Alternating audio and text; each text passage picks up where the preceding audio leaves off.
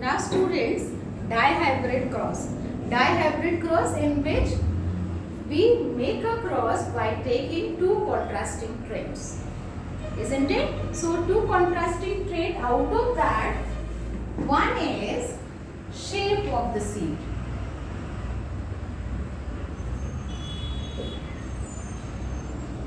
And other is color of the seed.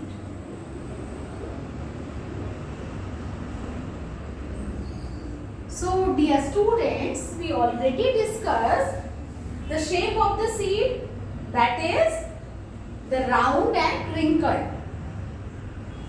Round and wrinkled.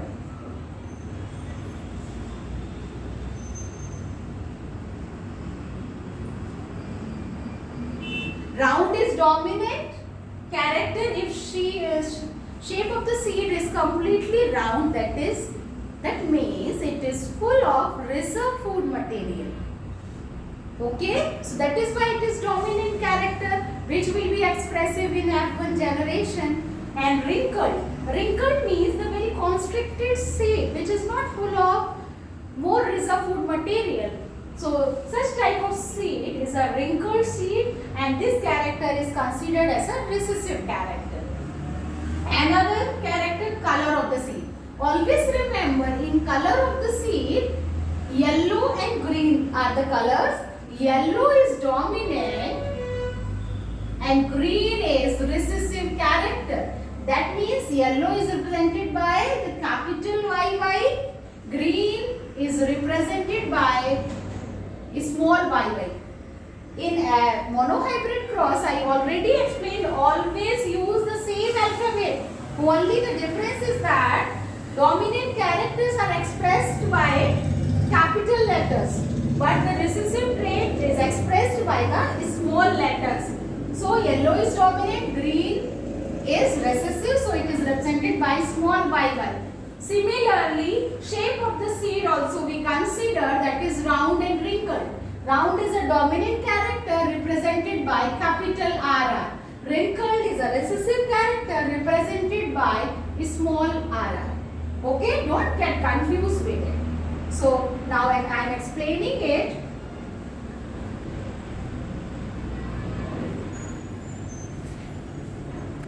Just see. So here we considered all the dominant character on one side, then we make a cross by taking the recessive character on one side. But beta, it is not necessary you do like this. You can change it. One dominant character, one recessive character. One dominant character, one recessive character. By that also the cross can be made. Okay, so don't get confused. But here we are considering all the dominant characters on one side, recessive character on one side. Okay, so if you are making cross by taking one side, one dominant, one recessive, one dominant, one recessive, that is also correct, but in that way, just see. For example, here we are considering round and yellow. So instead of that round and yellow, we can take round and green. But both the traits must be considered in each one. It never happen like this if you are taking that round and then wrinkle together. No. Then you will not get the correct cross, you will not get the correct progeny, and you will not understand how the transmission of character take place. So always remember, either you are taking both the dominant characters, but which consider both the contrasting traits. And here you have taken the recessive character. Okay. So now, if in gamete formation, what would happen? We will get this capital R, capital Y. This capital R, capital Y. And here we will get small r, small y, small r, small y. Okay, that much is clear. If we cross along with it to obtain F1 generation, then what we will write? RR, capital Y, capital Y. As we are doing the multiplication, similarly, first you have to cross this with this. Okay, the same. When you cross with the same with this, what we will obtain? Capital R, small r, capital Y, small y. Okay. Now this. If we cross with this to this, what we will get? We will get capital R, capital Y, small I. This way only we used to write. We never write like this. Capital R, capital Y, small r, small y. No. We are writing one dominant, one recessive. One dominant, one recessive. Okay. These are the rules of writing. Okay. So, what we will get? Capital R, small r, capital Y, small y. These hybrids will get, or these progeny will get. Okay. This is F1 generation.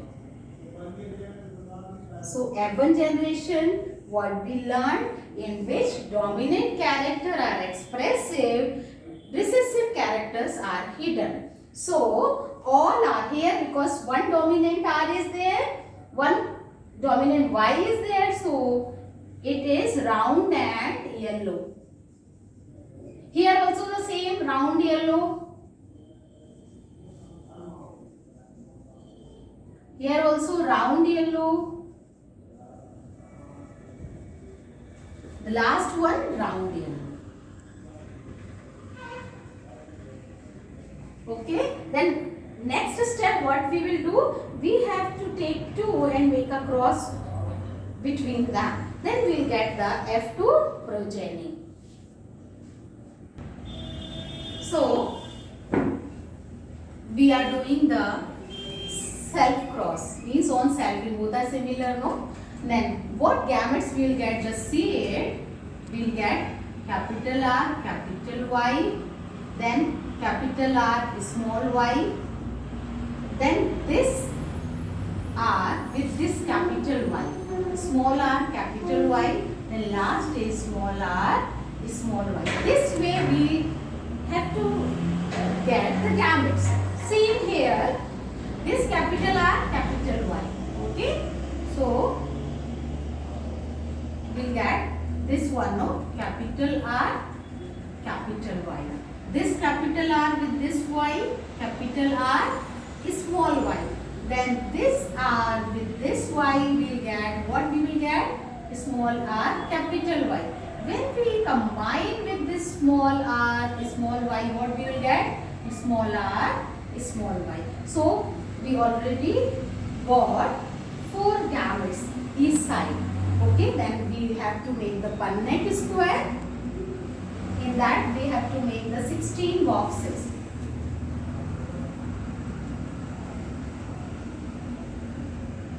It is not so difficult, don't get confused. Only you have to follow the rules.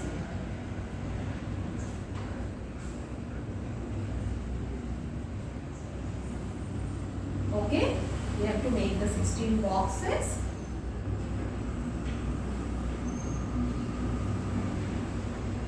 So, these hybrids, this side hybrid will write here, capital R, capital Y, then capital R, small y, small r, capital Y, small r, small y.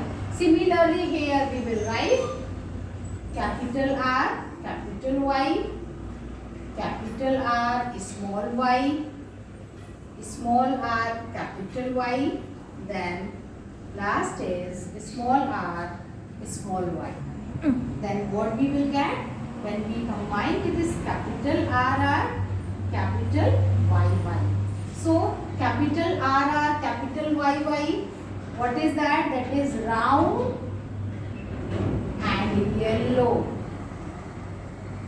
Okay. Then this combined with this, what we will get? Capital R, capital Y, small y. That is also round and yellow because one capital Y is here. Round, yellow. Similarly here, what we will write? Capital R, small r, then capital Y. So that is also round, yellow. Because of the presence of one dominant gene with it. Here what we will write? Capital R, small r, capital Y, small y. That is also round and yellow.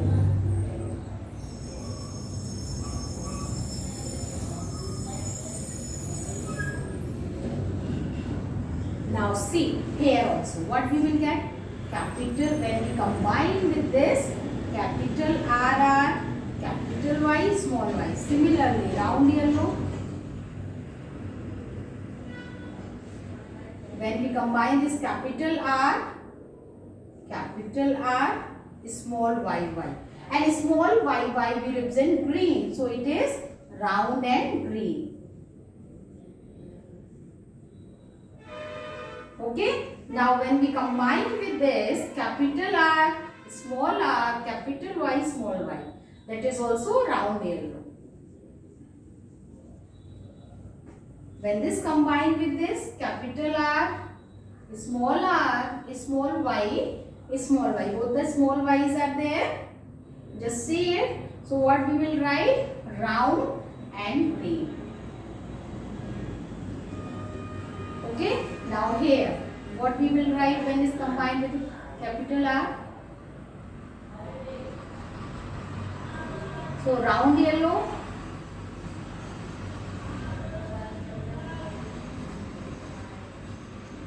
capital R, capital Y, small y. So this is also round yellow. Okay, when this combined with this, what we will get? Small RR, capital YY. Okay, and small RR, that is wrinkled yellow. Because of the presence of two recessive genes, wrinkled yellow. Okay, when this combined with this, what we will get? Same, wrinkled yellow. Because small r represented the wrinkled shape of the seed. Wrinkled yellow. Okay, so now just see it. Capital R, this one combined with this. Okay, capital R, small r, capital Y, small y. Same, round yellow. This, so capital R, small y, and small y always represent the green, so round green.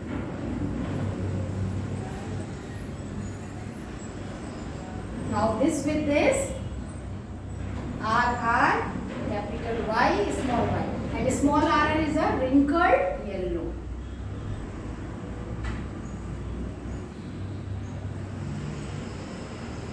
Okay, so now this RR, small RR, because this combined with this, and small YY. What is that? That is wrinkled green.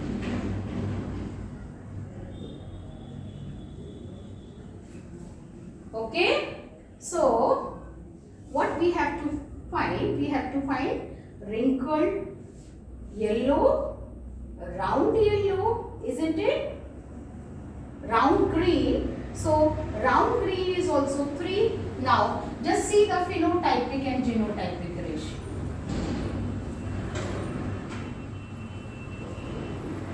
Phenotypic ratio, we always write it on the basis of the morphological character. So on the basis of morphology, we have already written round yellow. So round yellow, 1, 2, 3, 4, 5, then 6, then 7, then 8, then 9. So round yellow, 9. Okay, now round green. So round green, if we consider that round green 1, round green 2, then round green 3. So that is 3. Okay, now wrinkled yellow.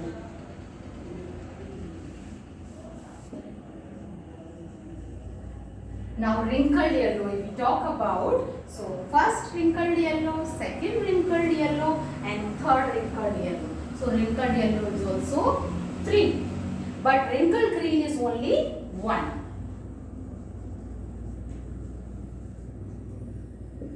Wrinkled green is 1. So phenotypic ratio, that is 9 raised to 3 raised to 3 raised to 1. That means 9, that is a round yellow, because of the presence of one dominant gene in it.